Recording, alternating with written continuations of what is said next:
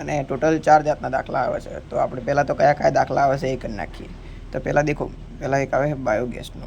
બાયોગેસને આપણે શું કરવાનું હોય છે? ડિઝાઇન કરવાનું હોય છે, બરાબર. બીજો એક દાખલો આવો આવે છે કે આજે બાયોગેસની ડિઝાઇન તો કરી નાખી, બરાબર. બીજો એક એવો દાખલો આવે કે બાયોગેસની આપણે પાવર શોધવાની હોય, બરાબર. ત્રીજો એક દાખલો આ ડિઝાઇનનું જ મોડિફિકેશન છે. તો 3 દાખલા આ રીતના આવે છે બાયોગેસમાંથી. બીજું એક આવે છે ગેસીફાયર. ગેસીફાયરમાંથી સેમ ટાઈપના દાખલા આવે છે, સેમ ટાઈપના. થોડું માઇનર મોડિફિકેશન આવે, માઇનર, બસ થોડું દર સાલ માઇનર મોડિફિકેશન આવે અને દર સાલ પૂછાય, એવરી યર. કેટલા વર્ષ છે? 4 વર્ષના પેપર, 4 પૂછાયેલો. ત્રીજો દાખલો આવે સોલાર કુકરનો. સોલાર કુકરનો દાખલો 2019, 22 અને 23 મને લાગે આવેલો. અને આની અંદર 2000 આજે એટલા આટલા સર છે, એની અંદર ડબલ રિફ્લેક્ટિંગ ટાઈપવાળો આવેલો છે. અને 2024ની અંદર લાસ્ટ યરનો સિંગલ રિફ્લેક્ટિંગ ટાઈપનો આવેલો. બીજું ચોથી જાતનો જે દાખલો હોય તો સોલાર કુકર થઈ ગયું.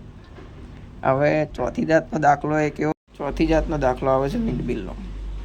તો એની અંદર વિન્ડમિલની અંદર 2 જાતના દાખલા પાછા પૂછાય. એક આવે સિમ્પલ દાખલો, એની અંદર કાંઈ નહીં, આપણે વિન્ડમિલની બસ પાવર શોધવાની હોય, બરાબર. બીજું એક એનું મોડિફિકેશન આવે, એમાં આપણને એફિશિયન્સી આપી હોય, એ બસ પાવર વડે તમે એફિશિયન્સીને ગુણ નાખશો એટલે તમારો મોડિફિકેશનનો દાખલો પૂરો. એ બહુ સિમ્પલ છે. બીજો પણ એક ભયંકર દાખલો આવે છે વોટર પમ્પિંગ વિન્ડમિલ. એમાં બસ એક સૂત્ર યાદ રાખવાનું છે એટલે એ દાખલો પૂરો, એમાં કાંઈ નથી. એટલે વિન્ડમિલના ઇઝી છે, સોલાર કુકર ઇઝી છે. ગેસીફાયર દર સાલ આવે ને એ પણ ઇઝી છે. એક બસ થોડું બાયોગેસ પારે લાગે એવું છે, બાકી આમાં કોઈ જ નહીં, બરાબર.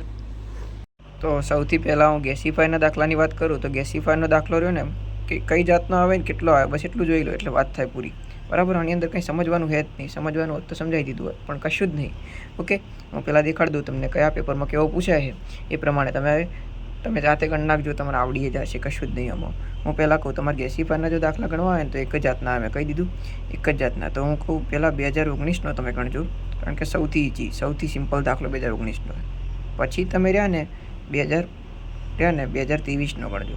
એમાં બસ એક નાનું વેરિએશન આવે, એ પણ હું તમને હાલ કહી દઉં.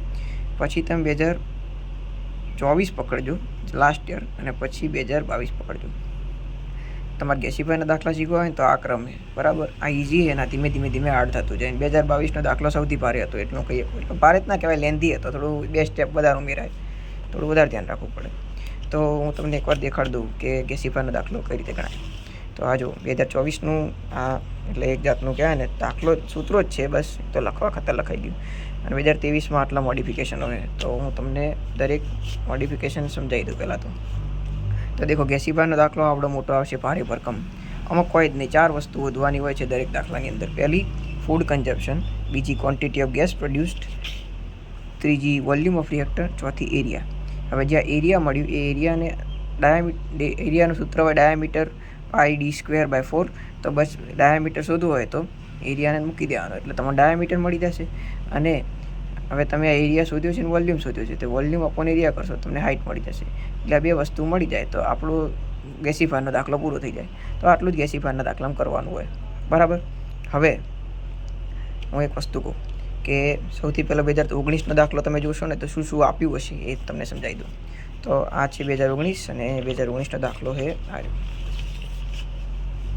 Volume design a gasifier plant for farmer having abundant amount of maize stalks for 10 kilowatt diesel pump set.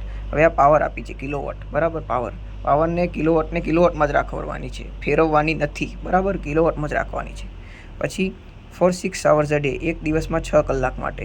આ તમારો શું છે ખબર છે? ટાઈમ આપ્યો છે. ટાઈમને પણ અવર્સમાં જ રાખવાનો છે, ફેરવવાનો નથી. ઓકે. પછી આપી છે piled density SP. SP is equals to અહીંયા 50 આપી છે, 50 kg/m³, બરાબર. Lower heat value of biomass is 16 m/kg. હવે lower heat value of biomass એટલે લોઅર હીટ વેલ્યુને અહીંયા કહીએ છીએ આપણે HW, બરાબર.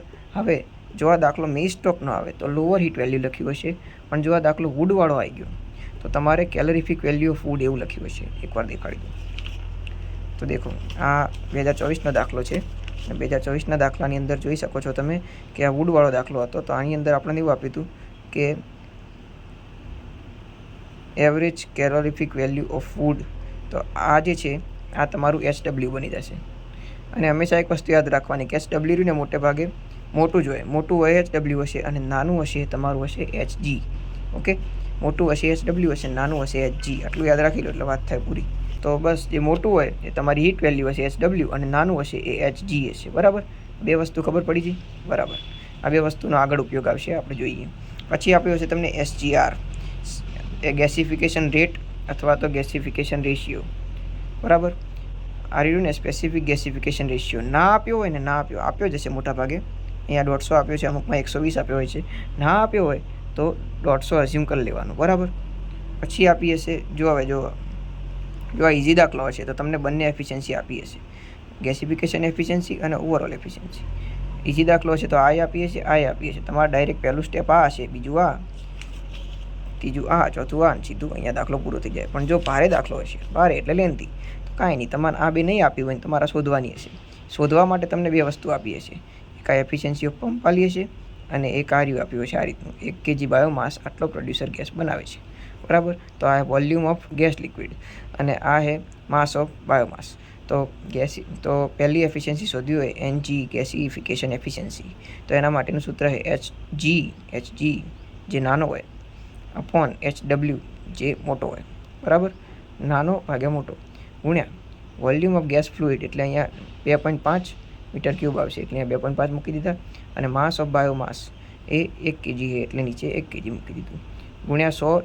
તમારે જો ટકામાં જવાબ લાવવો હોય, પર્સન્ટેજમાં લાવવો હોય તો જ ગુણ્યા 100 આવશે. બરાબર, જો તમારે સાદો જવાબ લાવવો હોય, પોઈન્ટમાં લાવવો હોય તો ગુણ્યા 100 નહીં કરવાનું, પોઈન્ટમાં જવાબ આવશે. બરાબર, આમાં તમે પોઈન્ટમાં જ લાવજો હંમેશા. બરાબર, પોઈન્ટમાં લાવશો તો ઇઝી પડશે. બીજું ઓવરઓલ એફિશિયન્સી શોધવાની. તો તમે જે આપેલા ગેસિફિકેશન એફિશિયન્સી હાલ શોધી NG પોઈન્ટમાં આવી હશે, એ પોઈન્ટની એફિશિયન્સીને તમારે ગુણ્યા એન્જિન એફિશિયન્સી કરી દેવાની, એફિશિયન્સી ઓફ પંપ સેટ, એટલે કે એન્જિન એફિશિયન્સી. પંપ સેટ લખ્યું હોય, એન્જિન લખ્યું, બંને એક જ વસ્તુ છે, μE. તો અહીંયા મૂકી દો ઈટા E, તો અહીંયા મૂકી દો તો પોઈન્ટ ગુણ્યા આ પણ પોઈન્ટ અહીંયા આપી હશે આપણને. દેખો અહીંયા આપણને આપી છે આગળ ઓવરઓલ એફિશિયન્સી આપી દીધી છે, પણ 2024નો દાખલો જોયો તેમાં નથી આપી. Efficiency of pump set 0.35. બરાબર, તો આ આપણી એફિશિયન્સી ઓફ પંપ સેટ. અહીંયા પોઈન્ટમાં અહીંયા મૂકી દેવાની એટલે તમારો જવાબ આવી જશે. પછી ફૂડ કન્ઝપ્શન, નાનો ક્યુ શોધી લેવાનો. નાનો ક્યુ એટલે 3600 ગુણ્યા પાવર P અપોન NOA, એટલે કે તમારી ઓવરઓલ એફિશિયન્સી. 2019નો ગણશો તો એમાં આપી જ છે, એમાં વિચારવાની જરૂર નથી આપણે. બરાબર, thank you. NOA overall efficiency અને HW એટલે તમારો લોઅર હીટ વેલ્યુ 20, એ મૂકો એટલે તમારો જવાબ આવી જાય. બરાબર, આ રીતનું છે. બસ હવે વેરિફિકેશન ક્યાં આવે છે કે દાખલો કઈ રીતે બદલાય, તો 19 ને 24ના દાખલામાં બસ આટલો જ ફેર છે કે આ ના. બરાબર, હવે દાખલો બદલાણો છે 2022માં ફક્ત, એટલો જ ફેર, અને 23માં થોડો. 23માં શું કર્યું હતું આ લોકોએ? 23માં તમે જુઓ કે આ 2023નો ગેસિફાયરનો દાખલો છે. ગેસિફાયરનો દાખલો 2023માં કેવો આવ્યો હતો કે અબન્ડન્ટ, દેખો અહીંયા દેખો, design a gasifier for farmer who has abundant supply of maize stock to power 5 HP diesel pump set. 5 HP કીધું છે, HP કિલોવોટમાં આપણને આપ્યું હોય. આપણે શું કીધું હતું કે અહીંયા કિલોવોટમાં જવું જોઈએ, કિલોવોટમાં જ. અહીંયા આપણે શેમાં આપ્યું છે? હોર્સ પાવરમાં આપ્યું છે. બરાબર, હોર્સ પાવરમાં આપ્યું છે, કિલોવોટમાં હોવું જોઈએ. હોર્સ પાવર આપ્યું છે તો શું કરવાનું? 1 હોર્સ પાવર બરાબર 0.746 કિલોવોટ. તો બસ એ કરી નાખશો એટલે તમને જવાબ મળી જશે કિલોવોટની અંદર.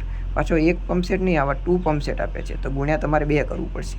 એટલે તમે 2 પંપ સેટ ઓફ 5 HP એટલે 2 × 5 10 HP ગુણ્યા કિલોવોટમાં, એટલે તમારો પાવર અહીંયા આ શું છે? તમારો પાવર છે, પાવર.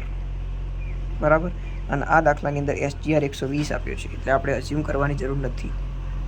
બરાબર, હાથે 150 કરવાની જરૂર નથી. બરાબર, હા. હવે 2022નો દાખલો, એમાં એક જ ફેર આવ્યો તો એ પણ પાવરનો જ છે, પાવરમાં જ ફેર આવ્યો છે. તો 2022નો દાખલો એવો છે, ક્યાં ગયો? હા, 2022. Appropriate size of gasifier for farmer wants to approach 22 kilowatt. હવે પાવર કિલોવોટમાં જ આપ્યો છે, બસ આટલી તકલીફ છે. રિપ્લેસિંગ 75% ઓઇલ, એનો અર્થ કે નોર્મલી 100% ઓઇલ રિપ્લેસ થતું હોય છે, પણ અહીંયા 75 જ થાય છે, એટલે કે આની એફિશિયન્સી 75% છે. તો આપણે એકચ્યુઅલ પાવર શોધવી પડશે અહીંયા.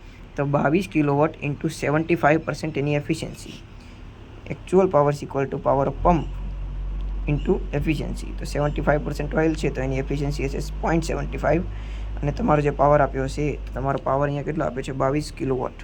તો તમારો જવાબ આ રીતે આવશે 22 ગુણ્યા 0.75 કિલોવોટમાં આવશે. બરાબર, તમારો પી મળી જશે.